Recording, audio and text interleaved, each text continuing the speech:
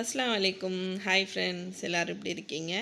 அல்ஹம்துலில்லாஹ் நாங்கள் எல்லோரும் நல்லாயிருக்கோம். லாங் வீடியோஸ் போட்டு ரொம்ப நாள் ஆச்சு. ரொம்ப நாளாகவே என்னோடய மசாலா கேபினெட்டை வந்து ரீஆர்கனைஸ் பண்ணணும்னு நினச்சிக்கிட்டே இருந்தேன். லாங் வீடியோஸ் நான் அவ்வளோ போடுறதில்ல, ஷார்ட்ஸ் டெய்லியுமே போட்டுட்டு வரேன். சரி, ரீஆர்கனைஸ் பண்ணுறது லாங் வீடியோவை கொடுப்போம்னு சொல்லிட்டு தான் வீடியோ ஷூட் பண்ணியிருந்தேன். என்னோட மசாலா டப்பா எல்லாமே பார்த்தீங்கன்னா இந்த மாதிரி மூடியெல்லாம் கொஞ்சம் கொஞ்சம் துரு பிடிக்கிற மாதிரி வந்துருச்சு. சரி, இனி இதை மாற்றிடலான்னு சொல்லிட்டு நான் யூஸ் பண்ணுறதே இல்லை. ஊருக்கு போகிறதுக்கு முன்னாடியே வந்து யூஸ் பண்ணுறதை விட்டுட்டேன். ஊருக்கு போயிட்டு வரும்போது நல்ல பாட்டில்ஸாக கிடச்சி வாங்கிட்டு வரலான்னு நினச்சிருந்தேன்.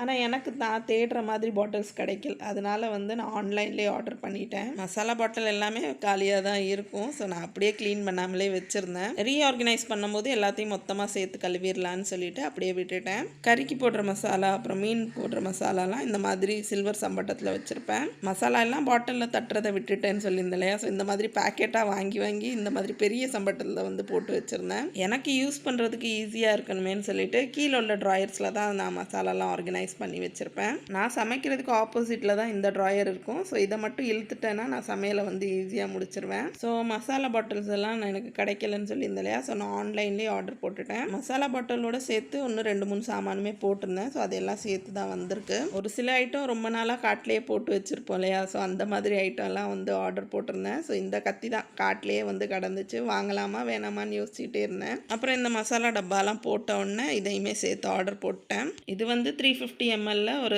3 பீஸ் செட் மாதிரி பாட்டில் தான். ஸோ எனக்கு வந்து 12 பீஸ் வேணும்னு சொல்லிட்டு நான் ஒரு 4 பீஸ் ஆர்டர் பண்ணியிருந்தேன். அப்புறம் இது என்னன்னு பார்த்தீங்கன்னா மேக்கப் ஸ்பாஞ்ச் தான். ஸோ இது வந்து சாசியா தான் ரொம்ப நாளாக கேட்டுக்கிட்டே இருந்தேன். ஸோ அதுதான் வந்து ஆர்டர் போட்டு வாங்கியிருந்தேன். அப்புறம் அடுத்தது வந்து சேம் அந்த 350 ஜார் வாங்கியிருந்தேன் இல்லையா? அதுலேயே வந்து 1 லிட்டர் ஜார் இது. அப்புறம் கடைசியாக வந்து இந்த தோசைக்கல் தான் வாங்கியிருந்தேன்.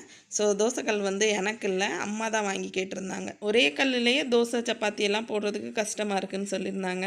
சரி, தோசை ஊற்றுறதுக்கு காஸ்ட் அயனில் வந்து இந்த மாதிரி வாங்கியிருந்தேன். ப்ரீசீசன் தோசை தவா தான். இது கூடவே இந்த மாதிரி சிலிக்கான் ஹேண்டில் வந்து கொடுத்துட்றாங்க. ஸோ சூடெலாம் படாமல் இருக்கும்.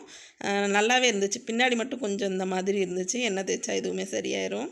ஸோ இப்போ மசாலா ஜார்லாம் எப்படி இருக்குதுன்னு சொல்லிட்டு ஓப்பன் பண்ணி பார்த்துடலாம். நான் எந்த மாதிரி ஜார் தேடிட்டு இருந்தேன்னு பார்த்தீங்கன்னா கீழே கிளாஸாக இருக்கணும், மேலே மூடி வந்து பிளாஸ்டிக்காக இருக்கணும்னு தான் சொல்லிட்டு தேடிட்டு இருந்தேன். ஏன்னா சில்வர் அலுமினியம் லிட்டாக இருந்துச்சுன்னா துரு பிடிச்சிது. ஸோ பிளாஸ்டிக்காக இருந்தால் வந்து லாங் லாஸ்டிங்காக இருக்குமேன்னு சொல்லிட்டு தான் தேடி பிடிச்சி வாங்கியிருந்தேன். ஜாரெல்லாம் சூப்பர் குவாலிட்டியாக இருந்துச்சு. கிளாஸ் எல்லாமே நல்லா திக்காக, மூடி எல்லாமே நல்லா ஸ்ட்ராங்காக இருந்துச்சு. 1 லிட்டர் ஜாருமே சேம் இதே மாடலில் தான், ஆனால் கேப்பாசிட்டி வந்து கூட இருக்கும். மீன் மசாலா தூள்லாம் சின்ன ஜாரில் போட்டோன்னா செட் ஆகாது. ஸோ அதுக்காகவே வந்து இந்த 1 லிட்டர் ஜார் வந்து ஆர்டர் பண்ணி வாங்கியிருந்தேன். இதே மாதிரி சேம் 750 mlலையும் 500 mlலையும் ஆர்டர் போட்டிருந்தேன். ஸோ அது வந்து இது கூட வரல, தனியாக வந்துருந்துச்சு.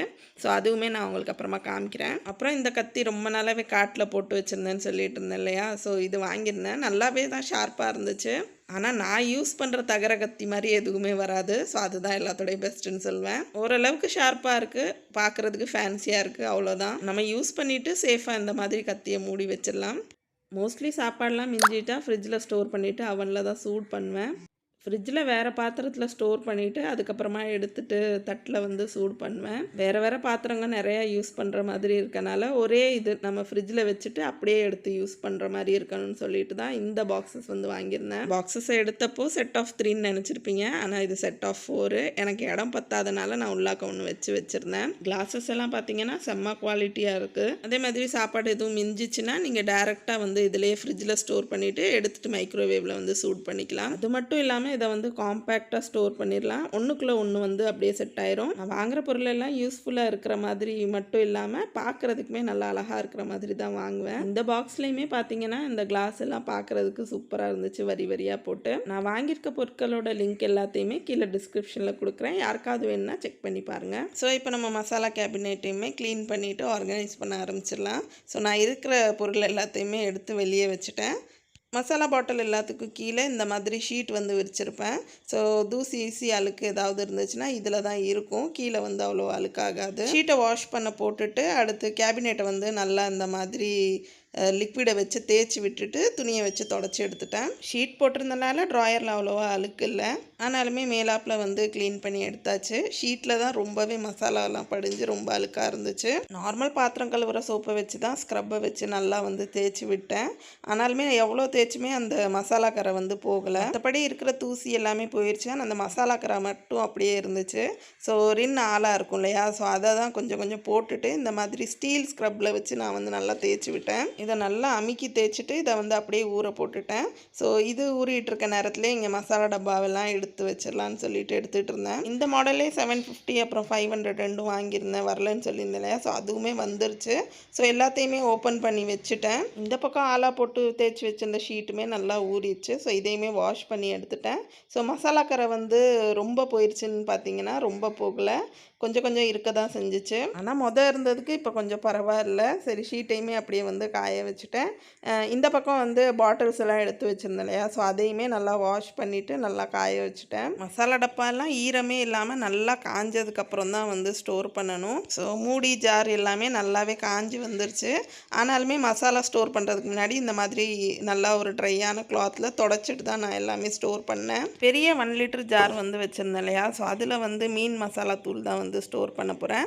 ஸோ மீன் மசாலா தூள்லாம் ஏற்கனவே என்கிட்ட இருக்கிறத வந்து இதில் ட்ரான்ஸ்ஃபர் பண்ணி வச்சிடுறேன். மீன் குழம்புக்கெலாம் தனித்தனியாக மசாலா வந்து சேர்க்க மாட்டோம். இந்த மாதிரி மிளகா மல்லி எல்லாத்தையுமே சேர்த்து தான் அரைச்சிருப்போம்.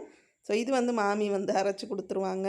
கறி மசாலா மீன் மசாலா எல்லாமே ஊர்லேருந்து தான் அரைச்சிட்டு வருவோம். கறி மசாலா தூள் வந்து நான் ஸ்டோர் பண்ணி வச்சுருந்த பாட்டிலில் இவ்வளோ தான் இருந்துச்சு. ஸோ அதையுமே தட்டிட்டு மிச்சம் இருக்கிற மசாலா எல்லாத்தையுமே நான் ஃப்ரிட்ஜில் தான் ஸ்டோர் பண்ணி வைப்பேன். மசாலா நல்லா ஃப்ரெஷ்ஷாக கலர் மாறாமல் இருக்கும். கறி மசாலா தூளுமே அதே மாதிரி தான் எல்லாமே வந்து தேவையானதெல்லாம் சேர்த்து அரைச்சிருவாங்க. ஸோ இந்த ஒரு பொடி போட்டால் மட்டும் போதும். 750 ml ஜார் வாங்கியிருந்தேன் இல்லையா, ஸோ அதில் தான் கறி மசாலா தூள் வந்து சேர்த்துருந்தேன். அப்புறம் 500 ml ஜார் வந்து மிளகாய் தூள் வந்து போடுறதுக்கு வச்சுருந்தேன். ஸோ சின்னதில் சேர்த்து அடிக்கடி வந்து ரீஃபில் பண்ணுற மாதிரி இருக்கும், அதனாலே 500 ml வந்து போட்டிருந்தேன்.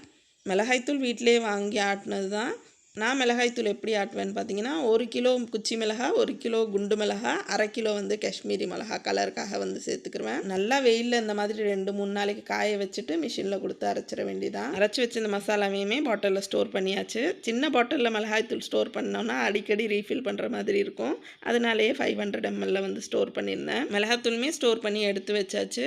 அடுத்து வந்து மஞ்சத்தூள் தான். மஞ்சத்தூளுமே வந்து மிளகாத்தூள் ஆட்டும் போதே வாங்கி ஆட்டி வச்சுட்டேன். மஞ்சத்தூளுக்கு வந்து வெயிலில் காய வைக்கணும்னா இல்லை, வெயிலில் காய வச்சோன்னா கலர் வந்து போயிடும். ஸோ 1 கிலோ அளவுக்கு வாங்கி அதையுமே ஆட்டி வச்சுக்கிட்டேன். கடையில் வாங்குகிற தூள்லலாம் எவ்வளோ ப்ரிசர்வேட்டிவ்ஸ் கலர்ஸ்லாம் சேர்க்குறாங்கன்னு சொல்ல முடியாது. இப்போ முடிஞ்ச அளவுக்கு வீட்டிலே வந்து அரைச்ச பொடி தான் யூஸ் பண்ணுற மாதிரி பார்த்துக்கிறேன்.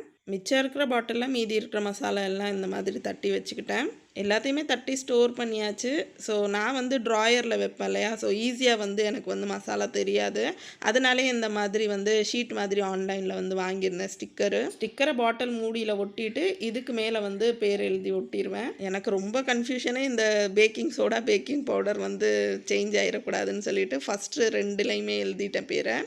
பாட்டிலில் மார்க்கரில் எழுதியாச்சு. 2வது பாட்டிலில் எழுத போகும்போது பார்த்திங்கன்னா மார்க்கர் முடிஞ்சிருச்சு. ஸோ இருக்கிற பேனா வச்சு எழுதி வச்சிடலான்னு சொல்லிட்டு எழுதி வச்சுட்டேன். ஸோ இதே மாதிரி எல்லா பாட்டில்லையுமே ஸ்டிக்கர் ஒட்டி பேர் எழுதியாச்சு. அப்புறம் இன்னொரு பாட்டிலில் வந்து கட்டி பெருங்காயம் வந்து குற்றாலத்துலேருந்து வாங்கிட்டு வந்திருந்தேன். ஸோ அதை வந்து தட்டி வச்சுக்கிட்டேன்.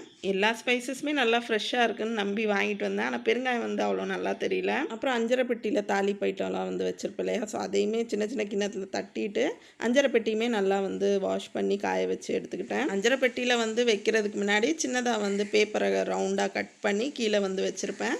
ஸோ தூசி இருந்துச்சுன்னா பேப்பரில் வந்து தான் விழுகணும். தாளிப்பைட்டை எல்லாத்தையுமே கொட்டி வச்சாச்சு. இன்னும் 2 இதில் வந்து ஒரு இதில் கடலப்பருப்பும் இன்னொரு இதில் வந்து உளுந்தும் தட்டி வச்சுக்கிட்டேன். ஸோ நம்ம தாளிக்கிறதுக்கு யூஸ் பண்ணிக்கலான்னு.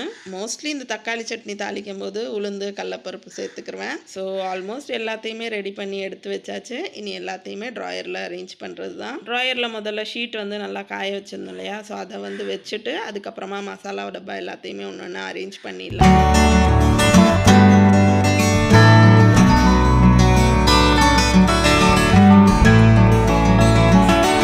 மசாலா டப்பாலாம் ஆர்கனைஸ் பண்ணிவிட்டு பேலீஃபை வந்து இதே பாட்டிலில் வச்சுக்கிட்டேன்.